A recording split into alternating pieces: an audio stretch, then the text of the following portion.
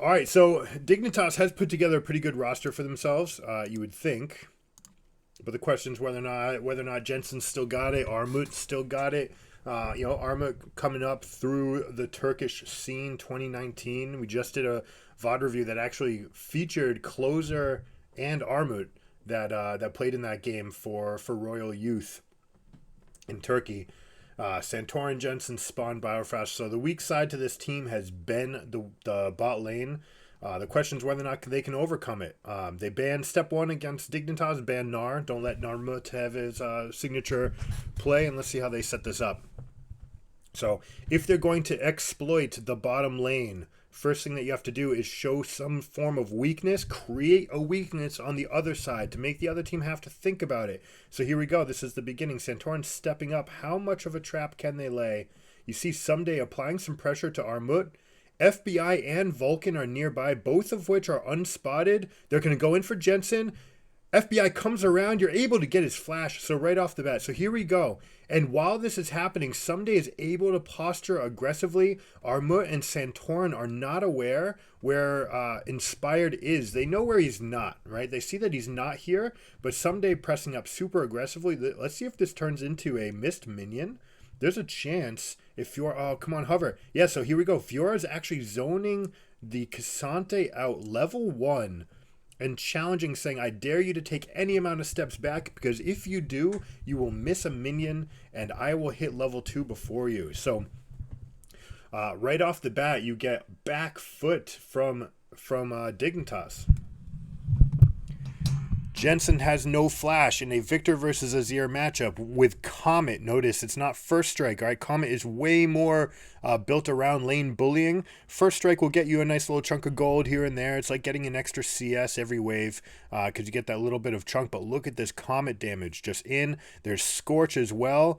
And I wouldn't be surprised if he has Cheap Shot to boot or Presence of Mind. One of the two that will allow him to continue this pressure up. But look how far up Jojo Pion is playing. And now Someday's doing the same thing. You know that Dignitas had a jungler start on top side. So unless they're going for a super inefficient path of triple blue camps into top lane gank, in which case you'd be able to get a counter jungle off, there's not going to be a punish here. And Someday's going to get a double, almost triple stacked wave under turret.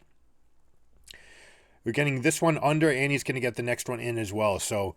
look at this. You know the jungler's on bot side. Inspired comes out to put some pressure on the Raptors.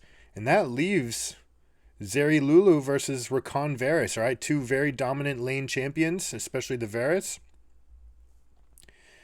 Basically playing against Spawn, trying to play at that 625 range with his, or 650 range with his Q.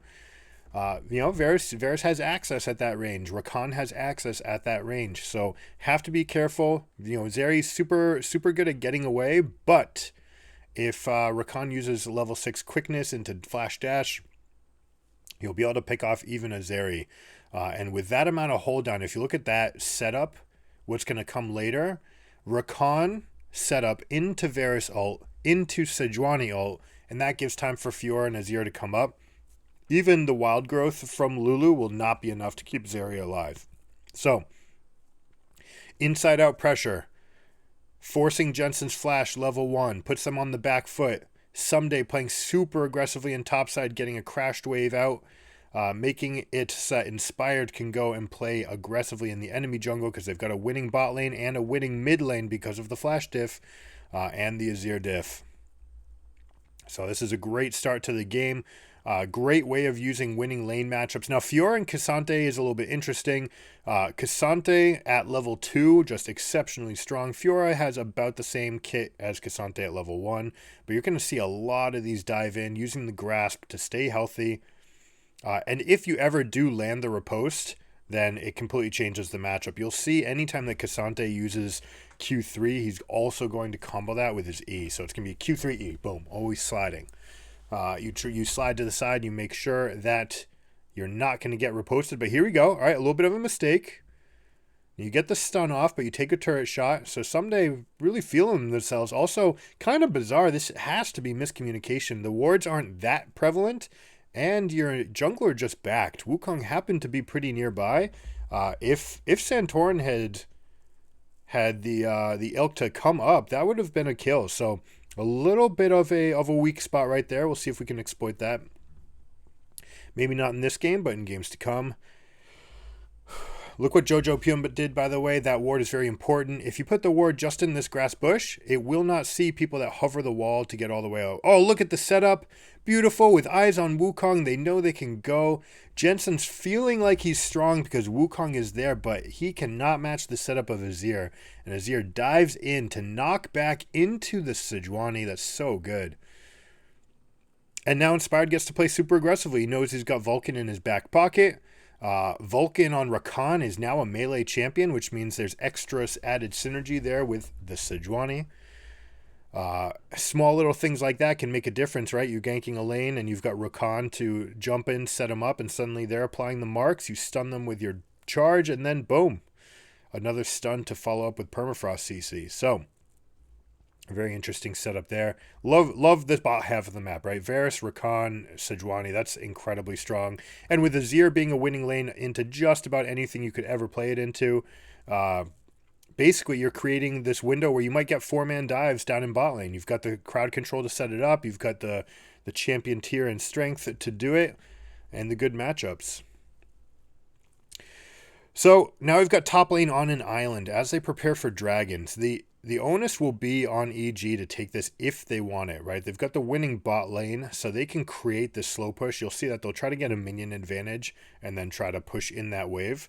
But Dignitas doing their due diligence and making sure to fight back for the wave pile.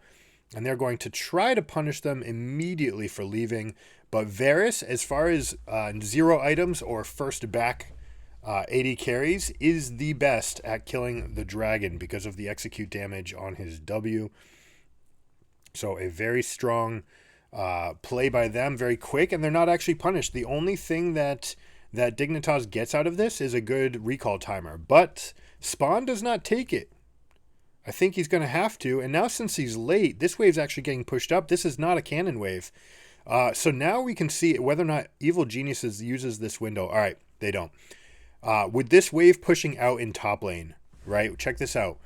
If instead of teleporting here to watch these minions die, instead Fiora could have come bottom because your bot wave just got a crash in and is forcing Spawn into an awful recall timer, which means that you could have unlocked all 5 champions on the map to pressure mid and Herald.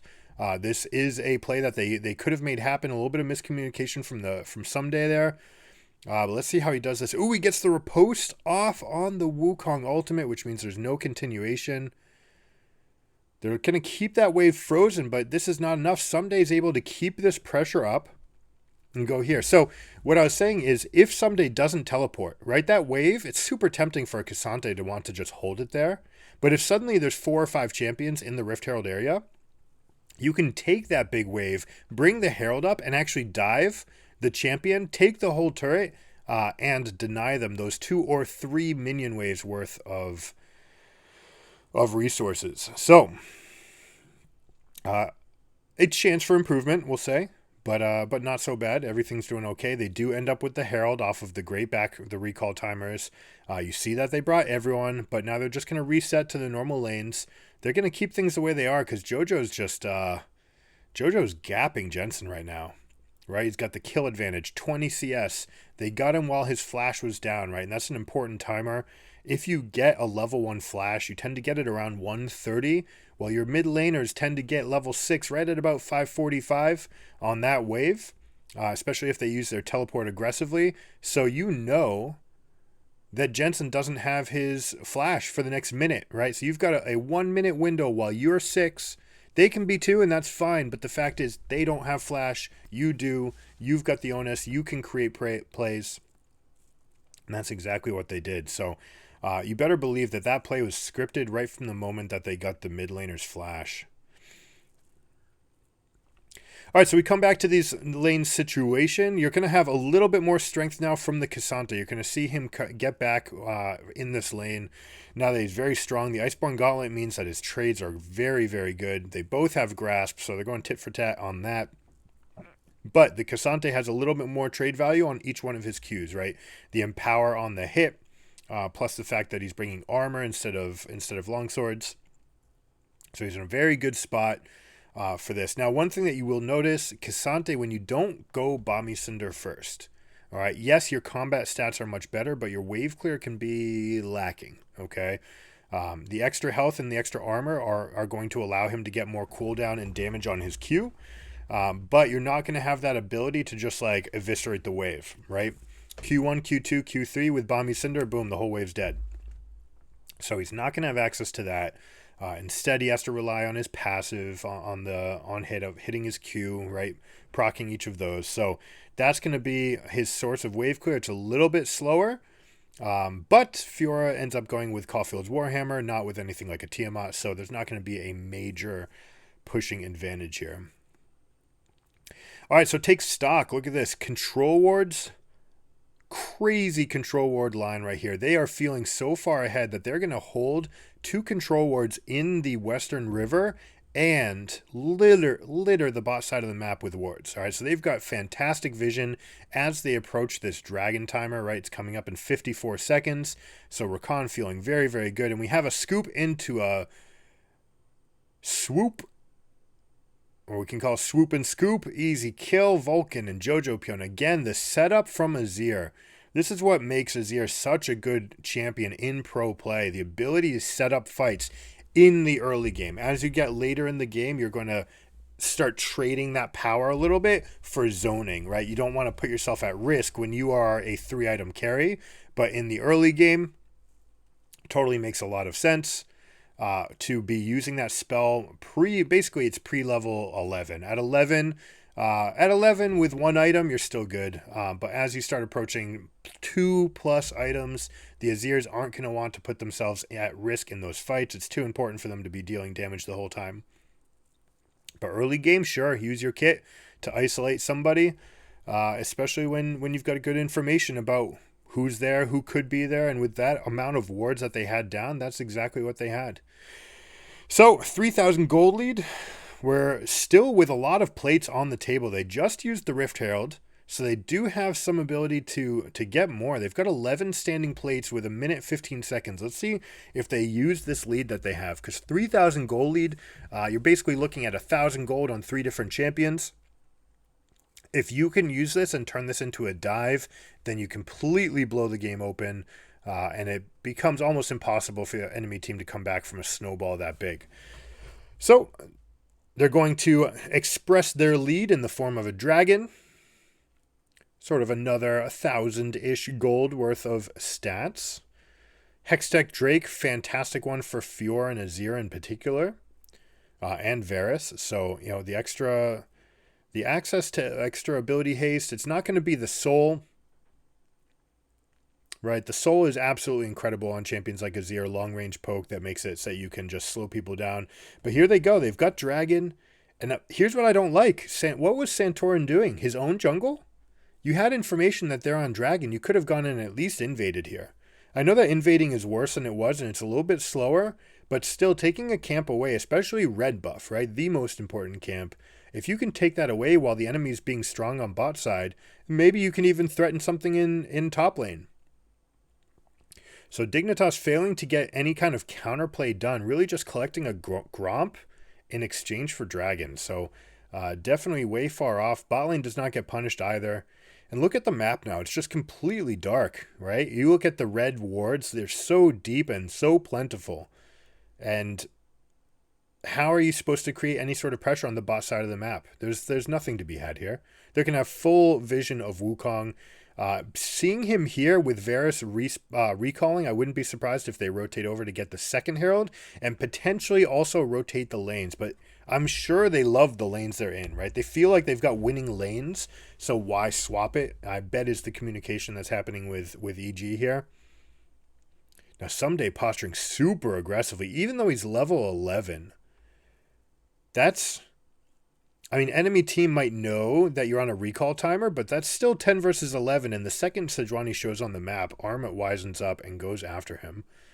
I would have loved to see the blue team vision on there if they were truly in the dark, right? If anytime 5 champions or 4 champions are in the dark, if you're the 5th champion, you can play up, right? So that could be the communication that goes on there with evil geniuses, and I would give them super props if that's the level in tune that they are at this stage in the season, which you might expect them to be, right? This is apart from FBI, this is the same core of units, so their communication should be pretty good. Oh, sorry, no, that's not true. Someday as well. So they got a couple lone champions from 100 Thieves. So basically combining two of the best rosters here. Wow, well played by Armut.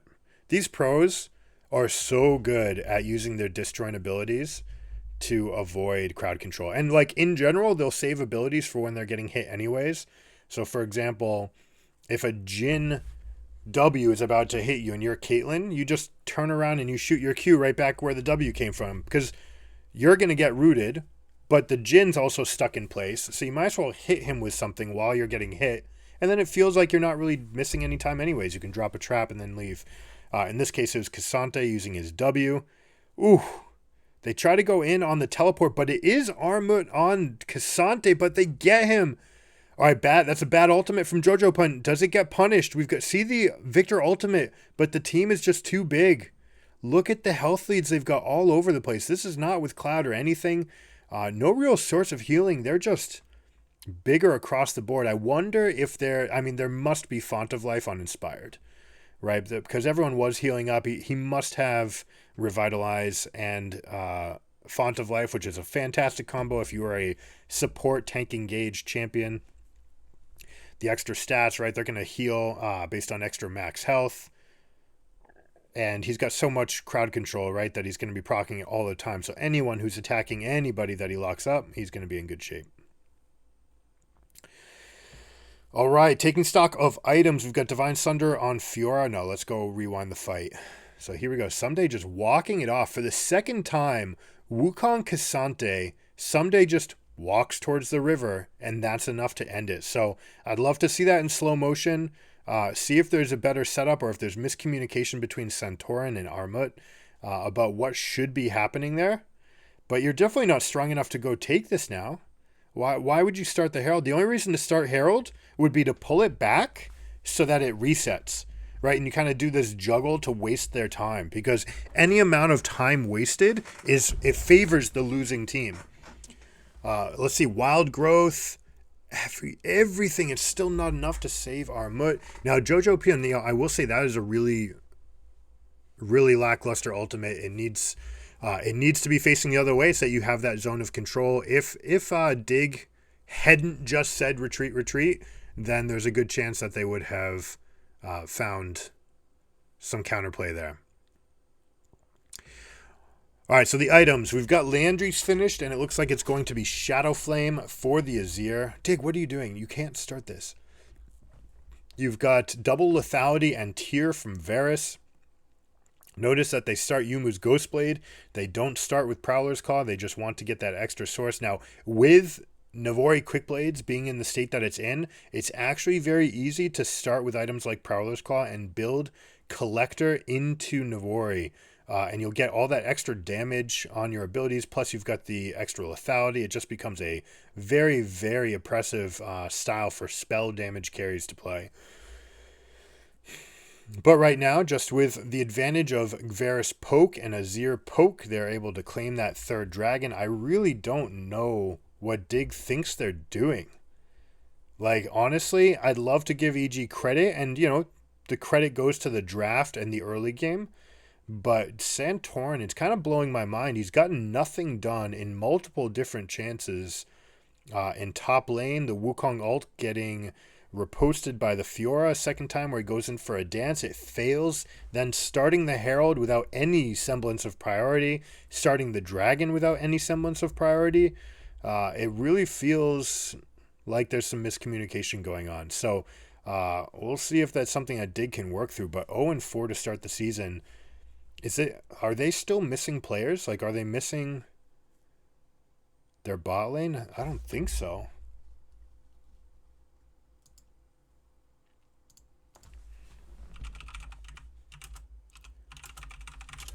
Gonna do a little quick check Dignitas LCS roster and see if there's just players missing.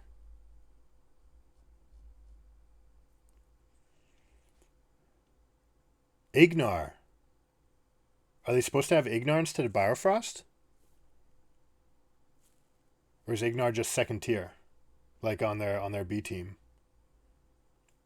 Also, where's their academy? Like, I'd like to see how much of the academy roster. So, anyways, Ignar can Ignar has been number one on the ranks before. This guy makes tons of clever plays. Would be somewhat interesting with this roster. No other Korean players, but I don't know. Like, I don't think there's a big difference between Biofrost and Ignar. Maybe there is. Maybe they're expecting him, and this is what's becoming a problem.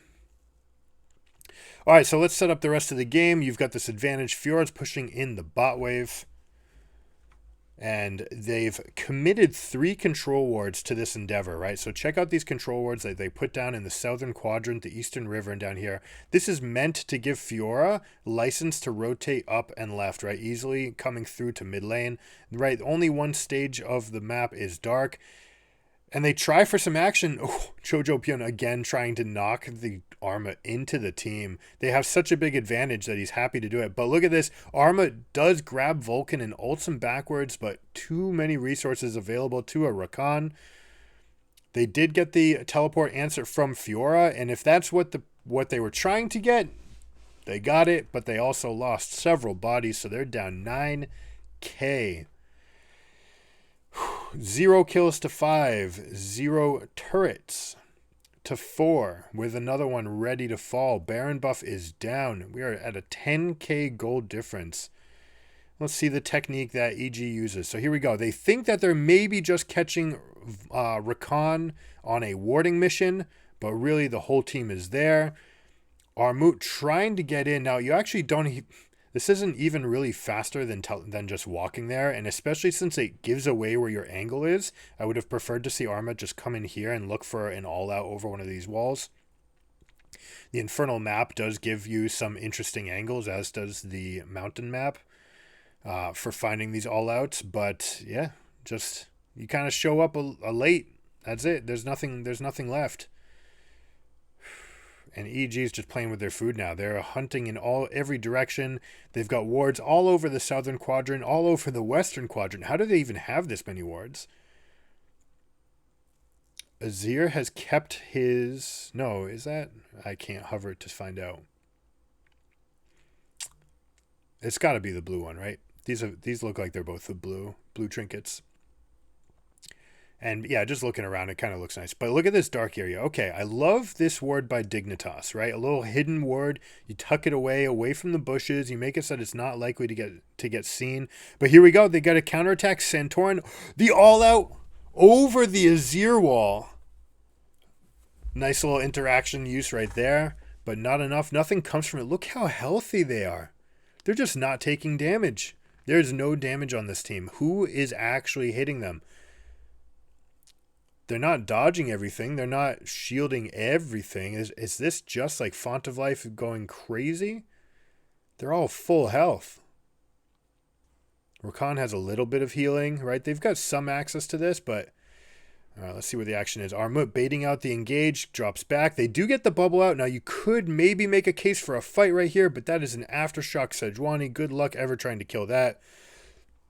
And they get not the prio pick of the Wukong, but they're able to fight on 2 different angles.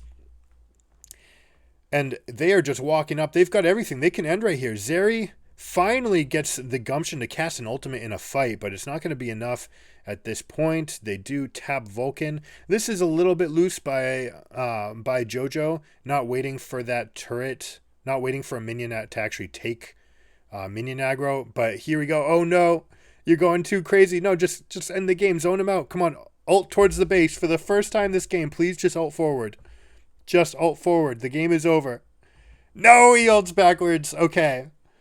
And sure, you get a kill, but now there's 2 respawns. And now you're dealing with everybody, and 2 people on your team are mad low. They decide not to risk it. And Jojo taking a turret hit, maybe not realizing that the turret was still there. You definitely get You get the feeling that they thought this game was over, and there's 2 kills. The perfect game gets griefed away by Jojo Pioni. After all, he is still a kid. I don't know.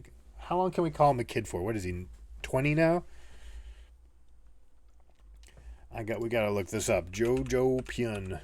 You gotta be careful because you know these sort of things. It becomes their habit, and it ingrains this sort of practice. Now, Evil Genius, they like to empower their players to do something like this, but like, yeah, like taunt them, do things that give you swag or give you confidence. But at the highest level, these plays will get punished. So you got to be careful. And you saw them get exploited at the World Championship, you know, and blame Danny probably for that, for the team feeling any kind of just discoordinated. But really, when you do that, you're just adding in an element of potential for problems. All right, so he's October 1st, 2004. He's 18 years old, 18 and a half right now. He won't be 19 until the World Championships. So Jojo Pyun still getting a little bit of adolescence out. Here we go. See if they just finish off the game smart. They're not trying to break down any other turrets. They say, we've got a huge gold lead. We've got 3 extra fully completed items on the team. Now Jojo can go in with his big lead, swoop and scoop, pick up everybody, and they finish it off. But they did give up 2 kills. They gave up a dragon, objective bounties. This was a study in objective bounties. Doing nothing. Hope you guys enjoyed it. If you like this video, please consider liking and subscribing. It helps the channel out a lot. I'll catch you guys next time. Keep it surreal. Peace.